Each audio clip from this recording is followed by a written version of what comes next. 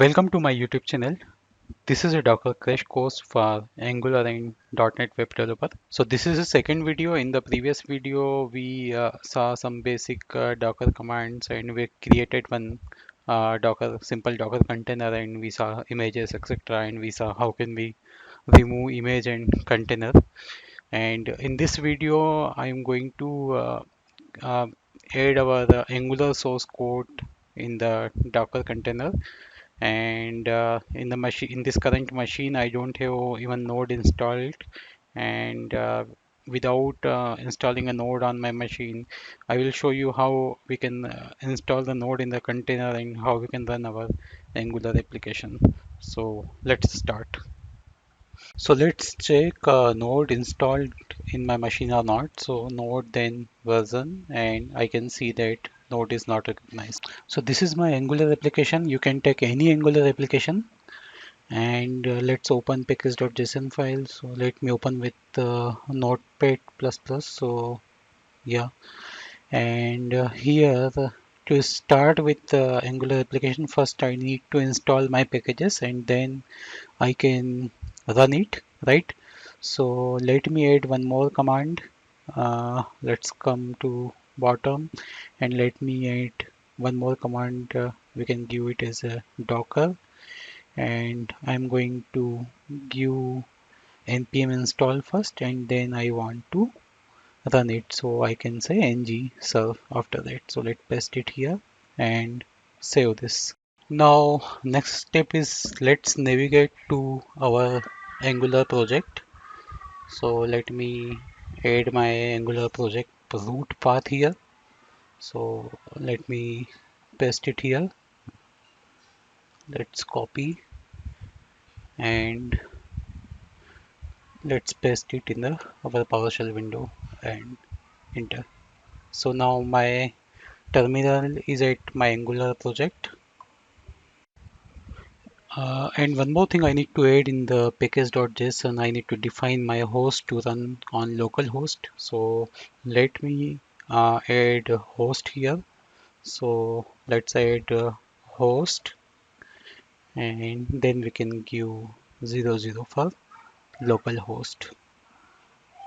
So and also I missed to add a comma here, so I have added it now. Now let's go back to our terminal, PowerShell terminal, and now let me add command docker run to run our image, and then I'm defining the port. So I'm giving internal and external port as a 420, and then let's define the volume where I want to store it. So let me add $pwd, that's for your working directory, and then after colon I can give any folder, so let's say where then to do, and also I need to define working directory for it to tell like where I need to run the command. So I will add w and then this folder, and now I am running on top of node image, so let's add node and then I can run this npm run and then docker command. So let's paste it here and enter. Okay, so I missed to add the path is incorrect for my volume. So sorry, for my working directory. So let's fix it. And now let's press enter.